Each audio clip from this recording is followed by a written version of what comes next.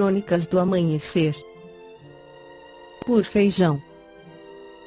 Centro Espírita Allan Kardec de Balneário Gaivota, 5 de junho de 2021.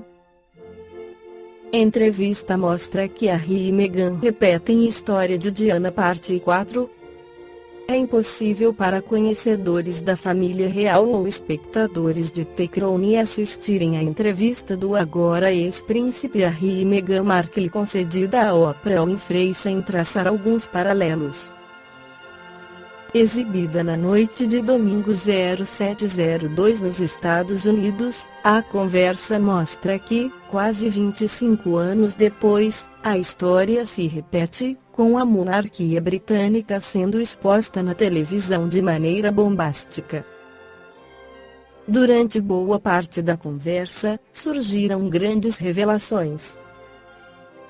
Desde amenidades, como a maneira com que Meghan descobriu que teria de prestar reverência à Rainha Elizabeth ou o uso do Google para se aprofundar nas tradições, até mesmo a rusgas internas.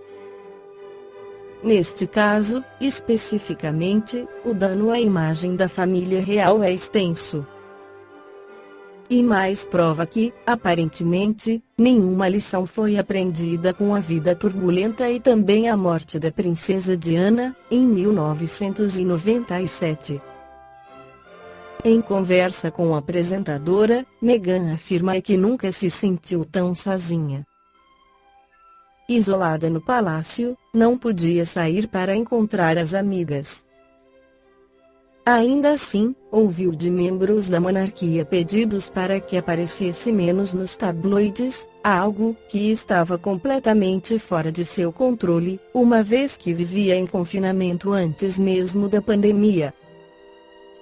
Angustiada, afirma ter chorado em eventos públicos e chegou a ter pensamentos suicidas. Curiosamente, na última temporada de The Crown, da Netflix, vemos Diana e Spencer passar exatamente pelos mesmos problemas após o casamento com o príncipe Charles. Na conversa, revela-se ainda uma discussão entre Meghan e Kate Middleton por causa do vestido de dama de honra de seu casamento e também fica claro que Harry não parece mais contar com o apoio do pai e do irmão, príncipe William. O que mais assusta, no entanto, é como a família real não estava pronta para lidar com a diversidade em seu seio. Filha de pai branco e mãe negra, Meghan descobriu que havia preocupações sobre a cor que teria seu filho após o nascimento. Pior ainda, soube que a criança inexplicavelmente não teria título de príncipe, quando crescesse, ainda que com a vida completamente exposta, não contaria com proteção do Palácio de Buckingham. Não há como tratar isso de maneira diferente. Meghan foi alvo de racismo dentro da própria família real.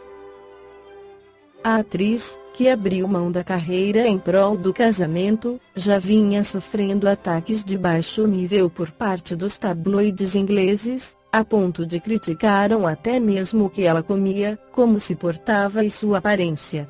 É absolutamente devastador para a imagem da realeza, já tão antiquada, que surge uma acusação como essa. Para evitar maiores danos, o casal preferiu não dar nomes aos que levantaram a questão. Fizeram questão, no entanto, de elogiar a rainha. Ao abrir mão do título de realeza e procurar uma vida mais independente, Harry repete a história de sua mãe, que só pareceu reencontrar a felicidade depois de expor a família real para todo o mundo em uma entrevista explosiva para a TV. Ao contrário de Diana, no entanto, o ex-príncipe parece mais preparado para lidar com o assédio e proteger sua família.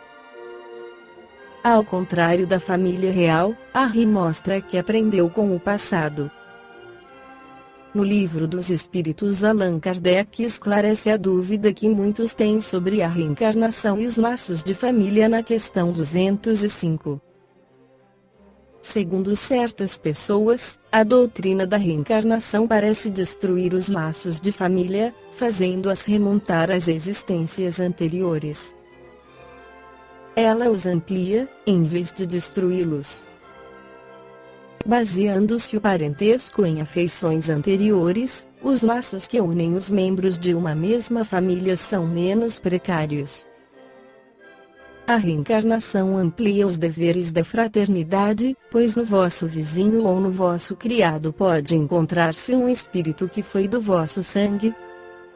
205. Ela diminui, entretanto, a importância que alguns atribuem à sua filiação, porque se pode ter tido como pai um espírito que pertencia a uma outra raça, ou que tivesse vivido em condição bem diversa. É verdade, mas essa importância se baseia no orgulho. O que a maioria honra nos antepassados são os títulos, a classe, a fortuna. Este coraria de haver tido por avô sapateiro honesto, e se vangloriaria de descender de um nobre debochado. Mas digam ou façam o que quiserem, não impedirão que as coisas sejam como são, porque Deus não regulou as leis da natureza pela nossa vaidade. Também no Evangelho segundo o Espiritismo, Allan Kardec coloca a posição do Espiritismo sobre a reencarnação e os laços de família. Os laços de família não são destruídos pela reencarnação, como pensam certas pessoas. Pelo contrário, são fortalecidos e reapertados. O princípio oposto é que os destrói. Os espíritos formam, no espaço, grupos ou famílias, unidos pela afeição, pela simpatia e a semelhança de inclinações. Esses espíritos, felizes de estarem juntos, procuram-se. A encarnação só os separa momentaneamente, pois que, uma vez retornando à erraticidade, eles se reencontram, como amigos na volta de uma viagem. Muitas vezes eles seguem juntos na encarnação, reunindo-se numa mesma família ou num mesmo círculo, e trabalham juntos para o seu progresso comum. Se uns estão encarnados e outros não, continuarão unidos pelo pensamento. Os que estão livres velam pelos que estão cativos, os mais adiantados procurando fazer progredir os retardatários. Após cada existência terão dado mais um passo na senda da perfeição. Cada vez menos apegados à matéria, seu afeto é mais vivo, por isso mesmo que mais purificado, não perturbado pelo egoísmo nem obscurecido pelas paixões. Assim, eles poderiam percorrer um número ilimitado de existências corporais, sem que nenhum acidente perturbe sua afeição comum. Estenda-se bem que se trata aqui da verdadeira afeição espiritual, de alma para alma, a única que sobrevive à destruição do corpo, pois os seres, que se unem na terra apenas pelos sentidos, não têm nenhum motivo para se preocuparem no mundo dos espíritos. Só são duráveis as afeições espirituais. As afeições carnais extinguem-se com a causa que as provocou, ora, essa causa deixa de existir no mundo dos espíritos, enquanto a alma sempre existe. Quanto às pessoas que se unem somente por interesse, nada são realmente uma para a outra, a morte as separa na terra e no céu. A união e a afeição entre parentes indicam a simpatia anterior que as aproximou. Por isso, diz-se de uma pessoa cujo caráter, cujos gostos e inclinações nada têm de comum com os dos parentes, que ela não pertence à família. Dizendo isso, enuncia-se uma verdade maior do que se pensa.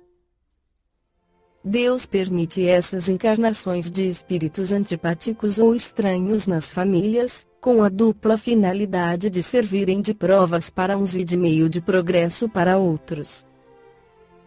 Os maus se melhoram pouco a pouco, ao contato dos bons e pelas atenções que deles recebem, seu caráter se abranda, seus costumes se depuram, as antipatias desaparecem. É assim que se produz a fusão das diversas categorias de espíritos, como se faz na Terra entre as raças e os povos. Balneário Gaivota, 5 de junho de 2021. Por Feijão. Centro Espírita Allan Kardec de Balneário Gaivota. Que a paz esteja com todos.